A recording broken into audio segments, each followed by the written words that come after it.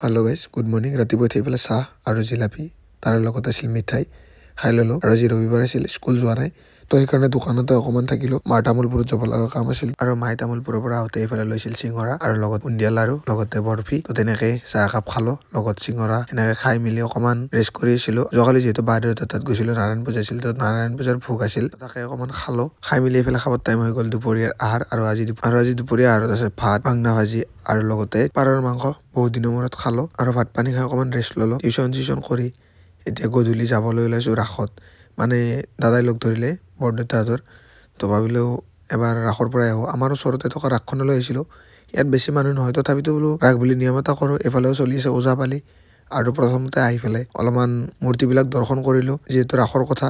আৰু এইফালেতো দেখিছেনে মদাহীৰ অৱস্থা, মদ খালে এনেকৈ পৰি থাকিব লাগিব, সেইকাৰণে গাইছ মদ নাখাব কোনেও। আৰু এনেকৈ পূজাখন চালোঁ, ঘূৰিলোঁ ফুৰিলোঁ, মূৰ্তিবিলাক চালোঁ। মূৰ্তিবিলাক একেই থাকে, তথাপিতো চাওঁ আৰু এইফালে দেখা পাইছেনে জুবিন দাক ধুনীয়াকৈ ট্ৰিবিউট দিছে, তো ভাল লাগিছে বনোৱাটো। মোৰ এটা কিবা এটা ভাল লাগিছে আৰু হঠাৎ আমাৰ প্লেন হৈ গ'ল যে আমি তৰণি আহিম। মানে আমাৰ গোটেইকেইটা ভাগিৰে দাদা, মোৰ দাদা হয়, তো সেনেকৈ গোটেইকেইটা মিলি আহিলোঁ তৰণিৰ ৰাসলৈ। আৰু তৰণিৰ ৰাস ডাঙৰে হয়। আৰু এইফালে দেখা পাইছেনে মানে যিবিলাক লাইটিং বা সজোৱা তো ধুনীয়া কৰে, এইবিলাক ভালকৈ বনায়। তো আহি পালোঁ আমি তৰণিৰ ৰাসত আৰু এইফালে পাৰ্ক কৰি থলোঁ গাড়ী আৰু এতিয়া ওলাই আহিছোঁ তৰণিৰ ৰাস চাম বুলি। দেখা পাইছে সেইদিনা অলৰেডি আপোনালোক দেখাইছিলোঁ, কিন্তু আজি মানুহ দেখিছেনে? যিহেতু আজি ৰাতি আহিছোঁ, মানুহৰ সংখ্যা বহুত থাকিবহে।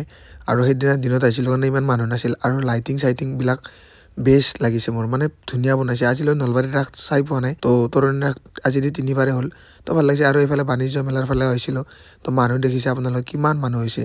তো বাণিজ্য মেলাৰ ফালে এইফালে এতিয়া আহিছোঁ এখন হোটেলত চাওমিন খাম বুলি। এইফালে আছে হীৰক দা আৰু এইফালে আছে ৰাতুল দা, লগতে উৎপল দা আৰু এইফালে আছে ভাস্কৰ দা, লগতে ভাস্কৰ দাৰ গাৰ্লফ্ৰেণ্ড মোৰ বৌ।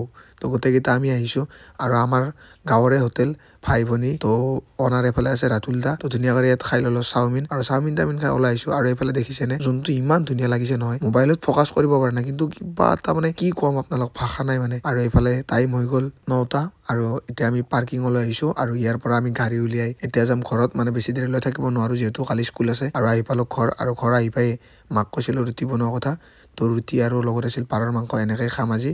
তো সেয়ে আজি মিনিমটো লগ পাম আৰু কালি। আজিৰ কাৰণে বাই বাই টাটা গাইছ, টেক কেয়াৰ, বাই বাই।